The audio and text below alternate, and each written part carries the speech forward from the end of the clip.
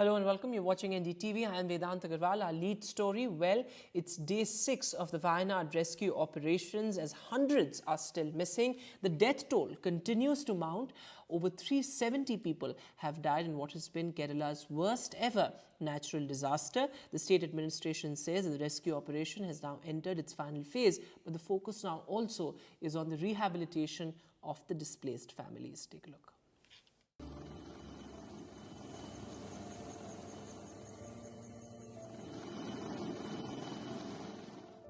Nazir lost 5 of his family members and Shahir is hunting for 11 members of his wife's family. They are running from hospitals to relief camps to get hold of their remains buried in the Wayanad landslides. ഇതാണ് എൻ്റെ brother. ഇവന് മുണ്ടക്കയിലാണ് താമസം. പിന്നെ ചെറിയ അനിയന് ഫാമിലിയാണ് പോയത് 5 പേര്. പിന്നെ എൻ്റെ ഭാര്യൻ്റെ കുടുംബക്കാർ എല്ലാവരും പോയി. 11 ആൾ പോയി. അങ്ങനെ ടോട്ടൽ 16. கீழால் அங்கே 1 கிலோமீட்டருக்குள்ளே நாங்கள் 4 ஃபேமிலி இருந்தேன். இந்த 3 ஃபேமிலியும் தனி எடுத்து போயிட்டேன். Yes, it is day 6 of the rescue operation and a massive search op is on right as we speak. And today the weather also seems to be pretty kind for the rescue personnel there who have been rigorously trying to find survivors as well as trying to excavate dead persons from the debris there. In fact, what you see behind me, you can see the thick cover, the thick green cover there, and it is definitely going to be quite a task in terms of getting into the interiors of this green cover and try and see if you can find some survivors there. In fact, the forest officials as well as the defense personnel have been pretty successful in shifting to safer locations. Some of the survivors, some of the tribals, some of the children, pictures of that have also gone viral there. There are many like them who have lost their near and dear ones and have nowhere to go. 6 days after the disaster, rescue personnel are still continuing their search operation rigorously. The death toll is at 373 and over 250 are still missing. BJP MP from Thrissur, Suresh Gopi, visited the site to take stock of the situation. He said that this was not the time to play politics. The BJP leader said there are several lessons to be learnt from the massive tragedy. Politics has no game to play here. We were taught lessons, but we forgot those lessons. This is a reminder to provoke our thoughts. If you have your thoughts for a burial ground, sprout, rise.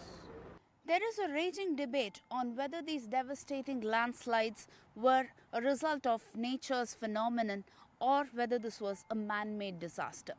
The question, however, is whether political clashes are overshadowing contributing factors that need to be deliberated upon. With camera person Govind Pratibaraman at Wayanad for NDTV. Absolutely tragic and unfortunate there. But moving now to the other big headline. Well, the government is planning an overhaul of the Waqf Board Act. In fact, sources have told NDTV that the government may introduce a Waqf Amendment Bill in this particular session of the Parliament itself. Now, it will be a contentious move because a lot of reactions, sharp political reactions have already started coming in. The government says that this is to make sure that the rights of common Muslims are upheld as well.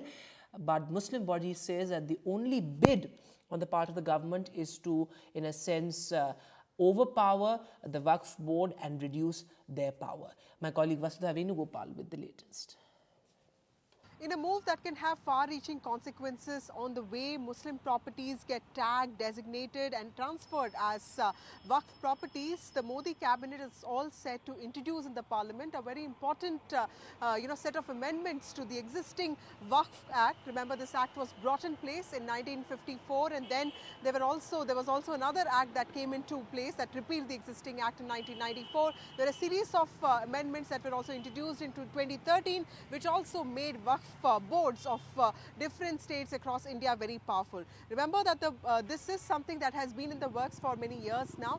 The government feels, especially the Ministry of Minority Affairs feels that there are several common Muslim men and women who feel that this implementation of the act on ground is discriminatory to their own rights. So there are also about 120 petitions which have been sort of like against the implementation of act. The government feels that there is a group of people which sort of has their complete influence and dominance over the existing over existing Waqf properties, the way they are designated, the way they are used, and the government wants to change that. It wants to bring in a set of broad-based reforms to democratize the use of Waqf properties. Amongst the amendments that have been suggested, that have been cleared by the Modi cabinet, include in some ways reducing the power of tribunals, which in some ways also prevent civic courts from getting into the jurisdiction of Waqf properties, which means that a common man will not have any relief when he gets entangled in a court matter dealing with Waqf properties. The amendment also seek to make it gender inclusive. The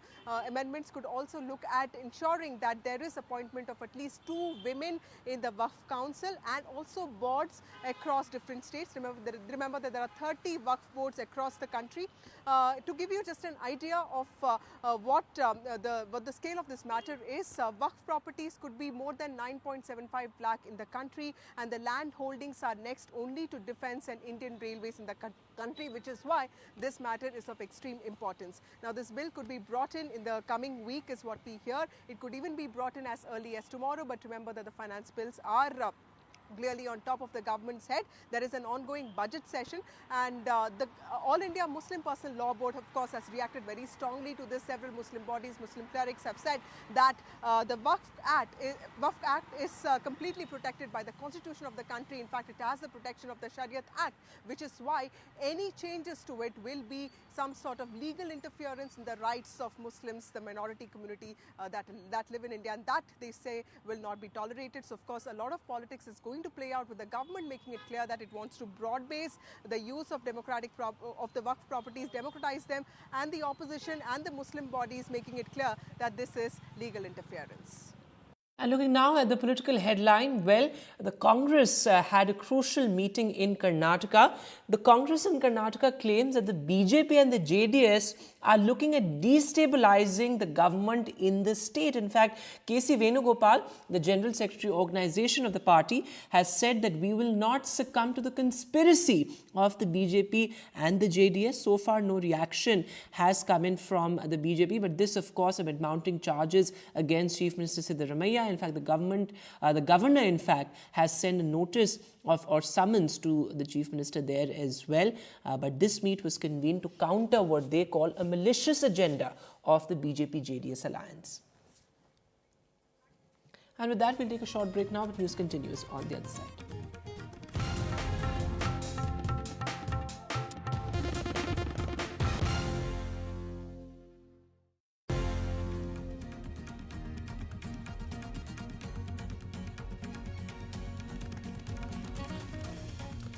Welcome back. The latest from Bangladesh. Well, India's neighbouring country is on the boil again. Over 90 people have been killed in a fresh flare-up in Bangladesh. This as anti-government protesters demand the resignation of Prime Minister Sheikh Hasina.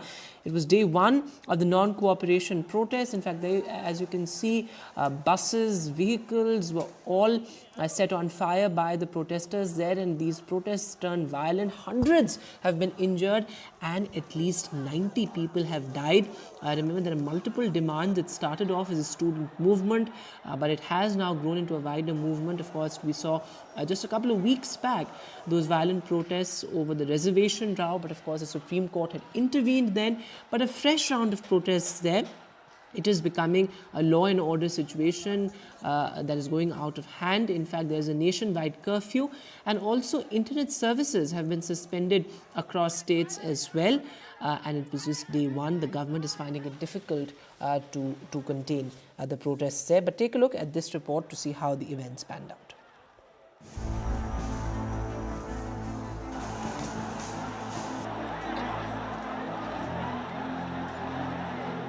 Authorities have imposed an indefinite curfew as protesters clash with police and Awami League supporters. The latest round of tension comes as student leaders have declared a campaign of civil disobedience against the government. Mobile internet services have been suspended in response to escalating unrest. The violence began early Sunday morning as protesters, part of a non-cooperation movement, took to the streets. They chanted anti-government slogans and demanded the resignation of Prime Minister Sheikh Hasina. In response, supporters of the ruling party confronted them. আমাদের দাবি এক দফা এক শেখ হাসিনার পদত্যাগ আমরা সে ভেবেছে আমাদেরকে শিক্ষা প্রতিষ্ঠান বন্ধ করলে আমাদের আটকে রাখতে পারবে আমাদের আটকে রাখা যাবে না আমার ভাইয়ের রক্ত রাস্তার মধ্যে এখনো পড়ে আছে রক্তের দাগ শুকায় নাই এই জন্য আমরা রাজপথ ছাড়ছি না যতক্ষণ তার পদত্যাগ হয় এই বাংলাদেশ আজকের এই সিচুয়েশন এই হত্যাযজ্ঞ এটা আপনাদের কারণে এবং আপনাদের ব্যর্থতার কারণে এটা আপনারাই করতেছেন আপনারা যদি সঠিক বিচারটা করতেন শুরু থেকে যদি এটা মেনে নিতেন তাহলে এত কিছু কোনোদিন হইতো না The current protests are a continuation of last month's anti-quota demonstrations. Initially sparked by students demanding an end to the quota system for government jobs, the unrest has grown into a broader political crisis. Prime Minister Hasina has labelled the protesters as criminals and has instructed the police to use forces to suppress the unrest. The violence has led to widespread vandalism. Buses and ambulances have been set ablaze, and the Hasina government has responded by shutting down major social media platforms, including Facebook, Messenger, WhatsApp, and Instagram. Mobile operators have also been ordered to disable 4G services. The Indian Embassy in Dhaka has issued a warning for Indian nationals to remain vigilant. As the protests continue to intensify, all eyes are on Prime Minister Sheikh Hasina and her government. The question remains whether they will be able to quell the unrest or if they will concede to the protesters' demands. For now, the situation in Bangladesh remains volatile. With Disha Bagchi, Bureau Report, NDTV. And looking at some other news now, well, unrest in the UK as well as demonstrations continue across the country. And the demonstrations, remember, started after 3 young girls were stabbed to death in UK's Southport. But this is now snowballed into a wider political crisis as well, as issues of immigration have also surfaced, and the differences over these issues seem irreconcilable. The UK government has said that those involved will be punished. In fact, Keir Starmer, the new UK Prime Minister, has called it far-right thuggery. Take a look. I utterly condemn the far-right thuggery we've seen this weekend. Be in no doubt, those that have participated in this violence will face the full force of the law. The police will be making arrests, individuals will be held on remand, charges will follow, and convictions will follow. I guarantee you will regret taking part in this disorder, whether directly or those whipping up this action online and then running away themselves. This is not protest. It is organised, violent thuggery, and it has no place on our streets or online. Get back now! Get back! Get back! Get back! The UK is seeing major unrest as right-wing protests get out of hand, with demonstrators clashing violently with riot police. In response, Prime Minister Keir Starmer has stepped up, promising full support for the police and condemning those who are fueling hate and violence. We're clear right across the government, to the Prime Minister, the Deputy Prime Minister, the Lord Chancellor, and for me as Home Secretary, that we will give the police all the backing that they need in the actions that they are taking in response to this criminal disorder and thuggery, because it has no place on Britain's streets. The chaos was triggered after a horrifying stabbing at a Taylor Swift-themed dance and yoga class in Southport last week, where 3 young girls were killed and others were injured. A 17-year-old has been arrested and charged with murder and attempted murder. The situation escalated after false rumors spread online, claiming that the suspect was a Muslim immigrant, which stirred up anger among far-right groups. Although naming suspects under 18 is usually restricted, the judge allowed the release of the suspect's identity to counter misinformation and reduce the violence. The protests have now spread to cities like Hull, Liverpool, Bristol, Manchester and Belfast. There have been reports of missiles being thrown, shops being looted and police being attacked. So far, 90 people have been arrested and several officers have been hurt. I am absolutely appalled and disgusted at the level of violence that was shown towards my officers. This is the same officers who've been supporting this community for the last 48 hours. In response to the ongoing riots, Prime Minister Keir Starmer has announced a special police unit to tackle the violence. This unit will use shared intelligence, wider deployment of facial recognition technology, and preventative action. Starmer has also called on social media platforms to do more about misinformation, stressing that the online incitement to violence is a serious crime. As the situation unfolds, all eyes are on how the newly elected Labour government will handle it. Samia Afsar for NDTV World. So the situation in the UK getting out of control. That's all the time that we have on the show this evening. Thanks so much for watching. Good night.